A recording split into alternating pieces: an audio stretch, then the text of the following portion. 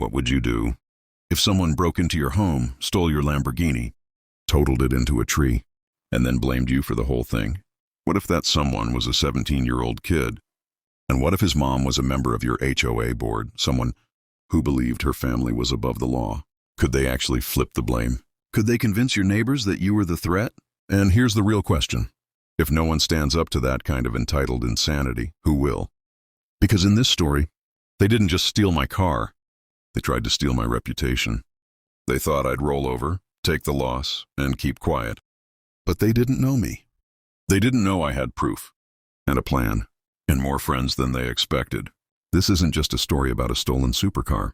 It's about what happens when petty HOA power turns into real-world damage, and what it takes to fight back when everyone's watching.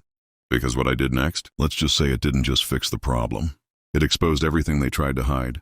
So if you've ever dealt with a neighbor who thinks they're untouchable, you're going to want to see how this ends. I moved into this neighborhood 5 years ago. It was quiet, clean, a little too clean maybe, but I liked it. The kind of place where lawns were always mowed, mailboxes were color-matched, and the biggest scandal was someone forgetting to bring in their trash bins on time. Then Karen moved in. She joined the HOA board within her first 3 weeks and immediately began her campaign to restore order, whatever that meant. Her favorite pastime? Stalking people's yards and handing out citations like candy.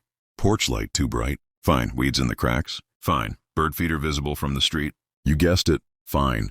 I kept my distance. I didn't want drama. Until the Lamborghini. See, I'd worked in tech for years, grinding 60-hour weeks.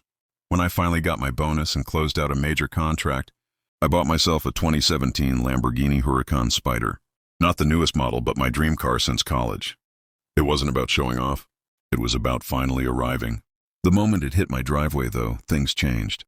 First the stares, then the whispers. Then Karen's warning. You know, flashy cars can attract the wrong kind of attention. I laughed it off. Big mistake. A few days later, I came home to find Karen's son, Jake, circling my driveway on his bike. No big deal, right? Until I caught him peering into the car window. He looked up at me and said, "When are you going to let me take it for a spin?" I smiled politely but firmly. Never. That was supposed to be the end of it. But it was just the beginning. Over the next week, I noticed small things. At first, I thought I was imagining it. A smear on the side mirror. A scratch that hadn't been there before. Then the note. It was slipped under my windshield wiper. A car like this deserves someone who knows how to drive it. Creepy? Yes. Threatening? Maybe. I installed a motion detecting security camera on my garage and started parking inside instead of on the driveway. 2 days later, Jake accidentally skated into my mailbox. Knocked it clean off. His mother. She smiled sweetly and said, "Boys will be boys." Then came the fines. Karen, suddenly acting in her HOA capacity, began issuing me warnings. For garage door left open too long. For vehicle noise. For sports car distracting neighborhood children. It was laughable. Until it wasn't. Because the following Saturday, I went to visit my brother out of town. And when I came back, the car was gone.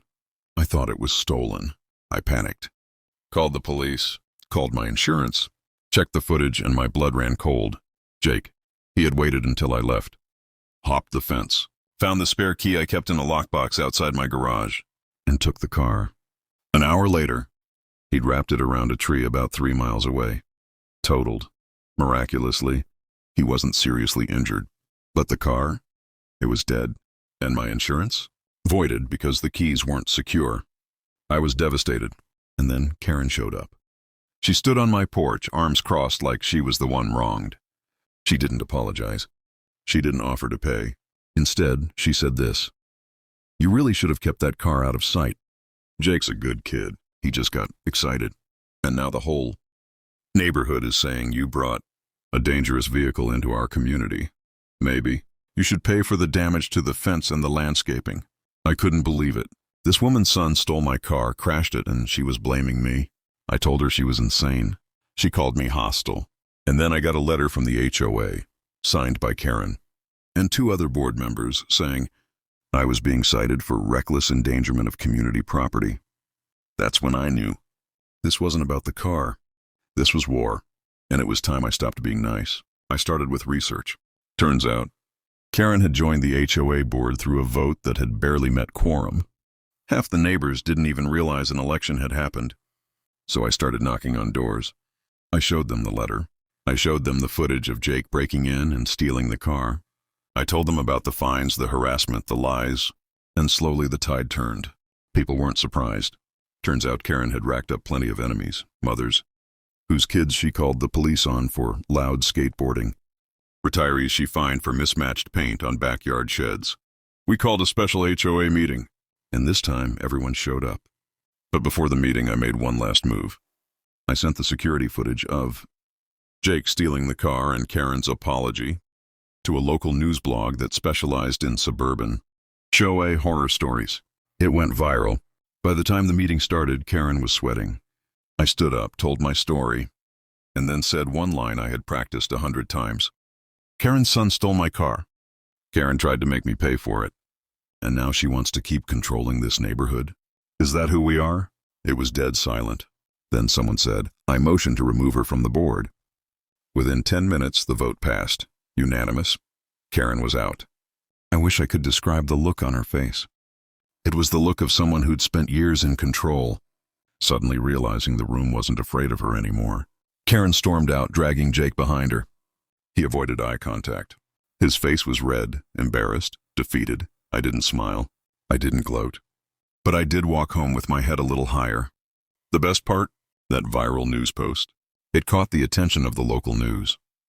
They aired a segment, HOA tyrant removed after son steals Lamborghini. Neighbors who had never spoken to me before were now waving, thanking me for standing up to her. The HOA, under new leadership, no more ridiculous fines, no more vendettas. And Jake, well, he ended up getting charged with theft and reckless driving. Community service, court-mandated therapy. Karen tried to sue me for emotional damages. The judge laughed her out of the room. And the cherry on top, my insurance reviewed the case after public pressure. They reversed the decision. Full payout. And I bought another Lamborghini. This one, bright red. People always say, don't mess with the HOA. But I say, don't let the HOA mess with you. This wasn't just about a car. It was about standing up to entitlement, to manipulation, to people who think they're above consequence. Karen thought she could gaslight an entire neighborhood. She forgot one thing. Cameras don't lie. And neighbors? When given the truth, they rise. If you've ever dealt with an HOA nightmare, or had to fight back against entitled people who thought the rules didn't apply to them, comment justice served below. Let's see how many of us are out there. Oh, and for those wondering if I still park the car in the garage? Nope, now I keep it right on the driveway, with a sign that says, smile for the cameras. Because some lessons need to be permanent.